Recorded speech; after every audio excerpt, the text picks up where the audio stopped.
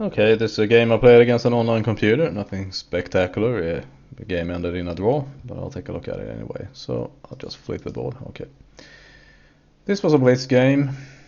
So let's see what happened here. The computer played knight to f3, d5, c4, c6. I want to try something different for a change. So I'll try to play different anyway. b3. I've seen the computer play this quite often. I suppose the computer could also play bishop to g2 or queen c2. Let's see here. Okay, I think the most common move is actually bishop g2. But b3 is number 2, I would say, in my book. So b3, and I decided to play g6 just to get my bishop out. Number 1 move is bishop g4. I was also considering that. Sometimes I think what would have happened there is probably just bishop g2 or maybe even h3, who knows. But the good thing about that move is that you get the bishop out before you close with a6. But I decided to play g6. Why not? I mean, this diagonal is now open here, more or less. The computer plays c takes d5, c takes d5. Let's see, I think, yeah, the computer went out of book after c takes d5. I think the correct move, I mean, if you want to follow theory, is again bishop g2 or even bishop b2. I think either of those two moves make sense, because if you play b3, what's the point not to put the bishop on b2 and so on. And also, if you play g3, why not put the bishop on g2? But, you know, c takes d5 forces a response. If I take with the pawn, well, that's a response. If I take with the knight, that's also a response. If I take with the queen, the same thing. So if I play bishop to g7 here, then the computer would just keep taking pawns, I suppose. And if it ever has to do something, you can also play d4 just to block that, and then play bishop b2. Even though, I don't know, maybe it is possible to just ignore that and play bishop g7. Maybe or maybe not. You can also play knight to c3, by the way. Anyway, c takes d5, bishop b2, bishop g7, d4, castles, bishop g2, castles, sorry, knight to c6, castles, b6, knight to c3, bishop b7. I'll try to explain my moves a little bit instead of just flipping everything through.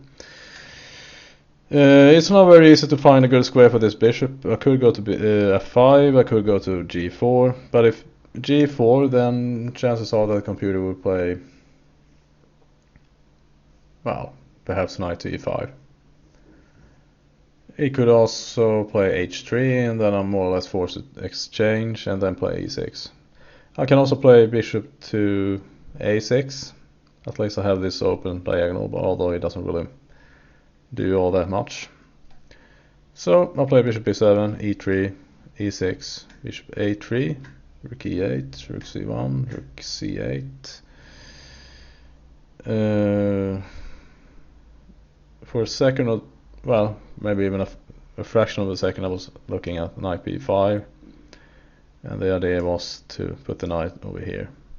But I suppose if knight b5, I can also play bishop a6. And if knight d6, I can just take the rook, and if it takes my rook, I can even ignore that and take the bishop, and so on. So queen e2, and here I played a6 just to stop knight b5, knight to e5. Okay, I'll push b5. The problem with b5, is that it does allow the bishop to put itself on c5, but I play b5 anyway. f4, queen b6, bishop b4, queen a5, queen c2, so I play knight to b4. Well, just a move. Queen b1, knight back to c6, a4, b4, knight e2, knight takes e5. A little bit surprising, perhaps. Maybe I could have tried something else. But I took the knight, he took back, and now I went. Maybe I could. Well, no, I probably don't want to play knight to e4 here, because if knight to e4 he can even take the knight, and then when I take back I no longer have the knight. Well, he does have the knight, so I think it would be a mistake to actually trade off the knight, so I went to d7. Bishop d6, and here I offer a trade. I think it's safe to do that because there's no real way into my king's position here, because first of all I have a knight protecting f6. I can also play king g7 or something. For example, if let's say white would play e4 and just trade everything off and then get his queen to this, let's say h4 or something like that, but there's nothing there. Okay, so queen d3, I took the bishop, so we had a trade, and then I won the pawn, but this pawn is probably going to drop off anyway on b4. I wasn't really trying to hang on to that pawn for very long. King g7, so that I could maybe, if I ever have to or need to or want to, play knight to f6. Queen e1, I suppose he wants to, well, at least have the potential to go to f2 and threaten checkmate. So I played f5, so the computer went back, still keeping an eye on my pawn over here. It's very easy for white to win it back. He can just play knight to c1 and then knight d3, and yeah, the pawn is just lost. I can't protect it, so I play rook c6. Well, I suppose one idea of rook c6 is that I can always double up if I want to. Knight to f4, I play knight to f6. Rook c1, I took, because if I don't take and I do just any other move, then I will lose this pawn, obviously. You can also play knight back to d3 and I will lose it anyway, and that's actually what happened. But I don't want to lose it immediately, so I took the rook, and now I can't. It does tempt a little bit to exchange queens, but the problem is that if I play queen c7 now, queen c6, is that he can just take, and then when I take back, I lose a pawn on e6. So I have to play king f7 first. Sometimes computers play rather weird moves. I was expecting something like queen to c5 even. Oops. Okay. Knight d3.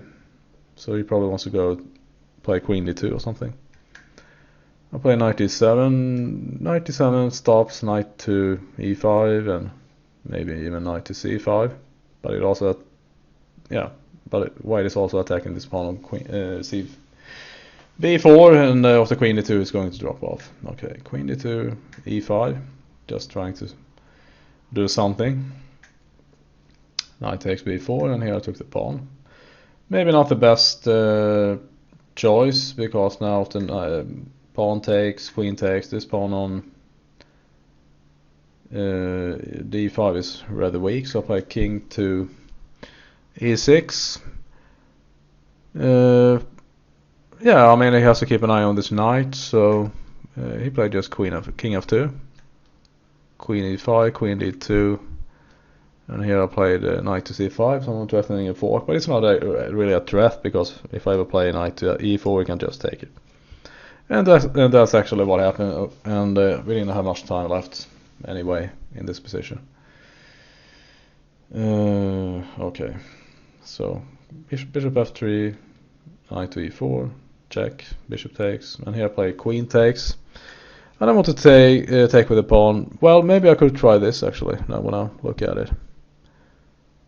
But I play queen takes, and now white is trying to get into my game here, so I play queen h1. The computer responded with queen c7, threatening my bishop here on b7. There really is no way to save that bishop unless I play something like d4. So I gave a check after taking the pawn on h2, so we had a couple of checks, and then eventually we both agreed on a draw. The computer offered me a draw, so I accepted. Not a great game, but I think it was at least a little bit entertaining, so I hope you enjoyed that.